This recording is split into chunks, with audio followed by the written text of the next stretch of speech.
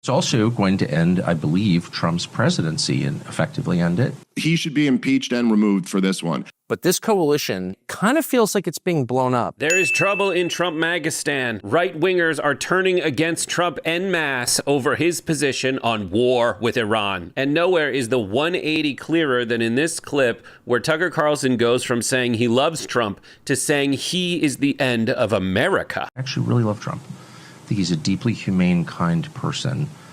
And I am saying this because I'm really afraid that my country's going to be further weakened by this. I think we're going to see the end of American empire, obviously. Other nations would like to see that, and this is a perfect way to scuttle the USS America on the shoals of Iran. But it's also going to end, I believe, Trump's presidency and effectively end it. And so that's why I'm saying this. And Tucker isn't the only domino to fall. Here is Joe Rogan regular and former Trump supporter Dave Smith. Donald Trump looks, and man, I supported him this last year. I apologize for doing so. It was a bad calculation. At the time, it seemed like the right one. But he should be impeached and removed for this one. Wow. And not on some not on some ridiculous Nancy Pelosi. Of course, the Congress will never do it because they're all a bunch of, corrupt hacks. This is the one thing they support. This is Donald Trump should be impeached and removed for this. All of his supporters should turn on him. It's the absolute betrayal of everything that he ran and campaigned on and everything that he stood for. And I will say, despite the fact that, Donald Trump supporters have been labeled like a cult following, and that certainly is true for a percentage of his supporters, he is going to lose his coalition over this. I don't just speak for myself when I say there are a lot of us who simply will not go along with this. The hits just keep on coming. This is not America's war. This is a war that is confined to two parties in the Middle East. This is a war where the United States absolutely faces the threat of escalation. 10 years ago today, Donald Trump comes down the golden escalator. And what did he say? No more foreign, endless wars. And instead, why don't we focus on the problems at home? He talked about, obviously, illegal aliens. He talked about deportations, but he said trillions of dollars spent in Iraq, trillions spent in Afghanistan. And what did it get for us? Nothing. The second you get enmeshed in a real war, not a fake, let's go bomb the villagers and declare success, though we don't even have a good track record. Like, why are the Houthis still there? There's a whole other question, which is how prepared is the U.S. military for a real conflict? And the answer is totally unprepared. Scary unprepared. I don't think people understand that. But anyway, the only reason I'm saying any of this is because I really, really care. No, he doesn't, but that's beside the point. Tucker also tweeted about this, by the way. I think this is a tweet. I can never tell which ridiculous platform it's on. But it's like the real divide is between those who casually encourage violence and those who seek to prevent it. Between warmongers and peacemakers. Who are the warmongers? They would include anyone who's calling Donald Trump today to demand airstrikes and other direct military involvement in a war with Iran. On that list. And then he names names. Sean Hannity, Mark Levin, Rupert Murdoch, Ike Perlmutter, fake name, Miriam Adelson, who gave Trump millions and millions of dollars. At some point, they will all have to answer for this, but you should know their names now. And guess who else is standing back and standing by? It's Marjorie Taylor Greene, who is saying everyone's finding out who are real America first and who are fake, and just said it because it was popular. Unfortunately, this list of fakes are becoming quite long and expose themselves quickly. Anyone slobbering for the U.S. to become involved in Israel and Iran war is not America first / MAGA. Wishing for murder of innocent people is disgusting. We're sick and tired of foreign wars, all of them. And then she says America first 3 times, and I don't know. But the seams are coming undone. And there are 2 undeniable truths right now. 1, this is undeniably very fun to watch. I know the world's about to come to an end, but I can't deny it. I find some kind of pleasure. Tucker Carlson hates Sean Hannity publicly. Marjorie Taylor Greene is not saying she hates Trump, but she is saying that people who are leading us into war are not America first and not true MAGA. And Trump is leading us into war. Or, this is even more fun, the guy that Marjorie Taylor Greene thought was so big and strong that she groped like a cardboard cutout of him is not strong enough to stop us from being led into war by someone else. So that's the first thing. I love to watch them fight. The second undeniable truth is we do not have to accept these dipshits into our fold. That is not a necessary condition of us winning. And how could we? They say stuff like this. Donald J. Trump gets elected in November on the back of this amazing coalition. But this coalition, which you described earlier and more precisely than anybody by far, is the defining fact of American politics.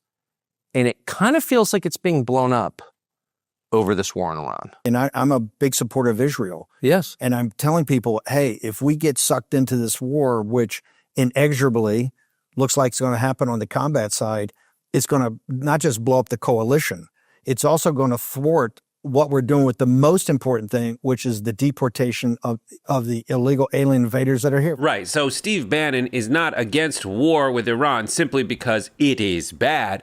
He's against it because it stops the military from really focusing on invading Los Angeles and like locking up a bunch of people and sending these illegal alien extraterrestrial Mexicans home. I do not want or need that slime lord on my side, but I can do my part to do the thing that they're warning against, which is dissolving their coalition. We can point out at every single possible turn that Donald Trump is a neocon war hawk, and they will either convince him to not start World War III, which would be a good thing for people who like to stay alive, or they might just get disengaged from the whole process and make Trump's life hell because he needed those folks to be engaged in politics so he could have support to stay in power. And there's people kind of in between, right? And by that, I kind of mean the Manosphere. These are people who voted for Trump, who kind of turned to embrace Trump in the waning days of the 2024 election, but are kind of regretting it now. They've been calling out Trump more and more for the ridiculous stuff he's done. Now, I could play you a montage, or you could just watch all the videos I've made on that in the last few weeks. These guys have come out against Trump pretty explicitly when it comes to his refusal to hand over the Epstein files. And if you want me to be explicit about how they're different from like Steve Bannon, they've come out against Trump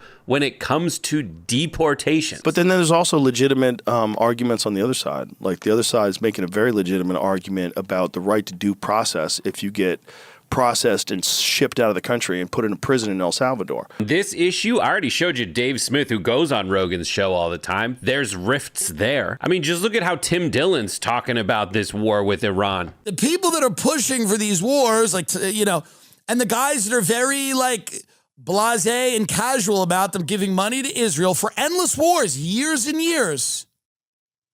Whether you support them morally or not, just a reality that they go on years, 2 years, 3 years. Billions and billions and billions of dollars. I think a lot of people looked at that and went, this doesn't make any sense. It's not rational that the country that we live in is seemingly in terminal, irreversible decline and that nobody can do anything about it. But we must be all over the world funding things here and there that your kids on TikTok come up to you and go, why are we doing this? This baby just got beheaded, and you have to go, well, it's complicated. So I think these guys are, what the did I just go through puberty? These guys, I'm just kidding, I haven't gone through puberty. These guys are the ones that we can get back into our fold. And they should be. Yes, they do make crass jokes, but they do seem to kind of be into like universal healthcare. Where are you at with healthcare? I think healthcare 100% should be socially funded.